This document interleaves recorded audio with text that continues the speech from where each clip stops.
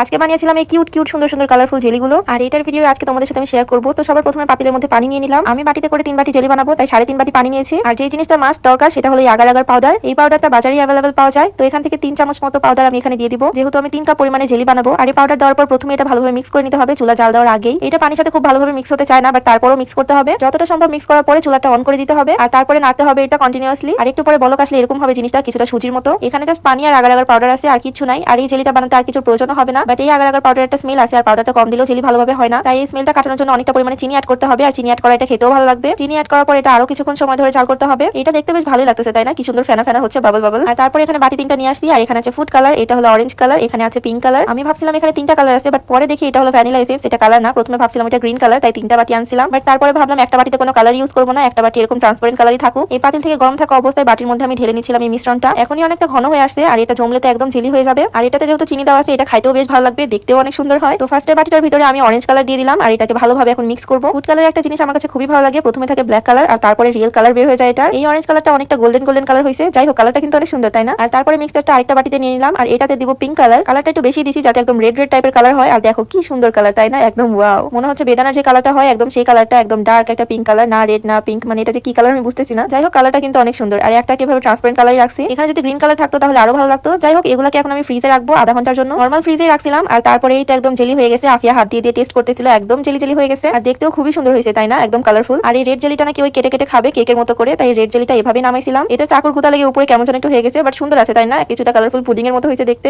আর এখানে আর দুইটা যেটা ছিল, একটা ট্রান্সপারেন্ট কালার, একটা গোল্ডেন কালার, মানে ইয়েলো কালার আর কি, নাকি অরেঞ্জ কালার। যাই হোক এগুলো আমি 4-5 থেকে প্রথমে ছাড়া নিয়েছিলাম একটা চাকু দিয়ে, আর তারপর এটাকে এখন পিস পিস করবো। বাটি থেকে বের করেও চাইলে পিস পিস করা যাবে, বাট আমি বাটিতে রেখে পিস পিস করতেছিলাম। আর এটাকে এখন আমি প্লেটে ঢেলে ফেলবো। জিনিসটা দেখতে অনেক স্যাটিসফাইং লাগতেছে তাই না, একদম বাউন্স খাচ্ছে জেলিগুলো, আমার তো দেখতে খুবই সুন্দর লাগতেছে। আর সেম প্রসেস ফলো করে এই অরেঞ্জ কালারটা সাইড থেকেও ছাড়িয়ে নিলাম এভাবে চাকু দিয়ে, আর তারপরে এভাবে পিস পিস করে কেটে নিব ভিতর থেকেই। আর দেন এটাকে আমি ঢেলে নিলাম প্লেটে। কি সুন্দর বাউন্স খাচ্ছে, দেখতেই সুন্দর লাগতেছে। আর এই রেডটাও দেখতে অনেক সুন্দর হয়েছে। আমার কাছে শুধু এই দুইটা কালারই ছিল, তাই দুইটা কালারই বানাইছি। আমার মনে হয় এটার সাথে গ্রিন কালার থাকলে আরো ভালো লাগতো, বাট এই কালারগুলো অনেক সুন্দর লাগতেছে তাই না। আর টেস্টও ছিল ভালো, চিনি অ্যাড করা টেস্টটা অনেক সুইট হয়েছিল। তো তোমরাও চাইলে বাসায় এরকম সুন্দর কিউট জেলি তৈরি করে খেতে পারো, আমার মনে হয় বেশ ভালোই লাগবে। তো যাই হোক সবাই ভালো থাকো, আজকে ভিডিও ছিল এই পর্যন্তই, আল্লাহ হাফিজ।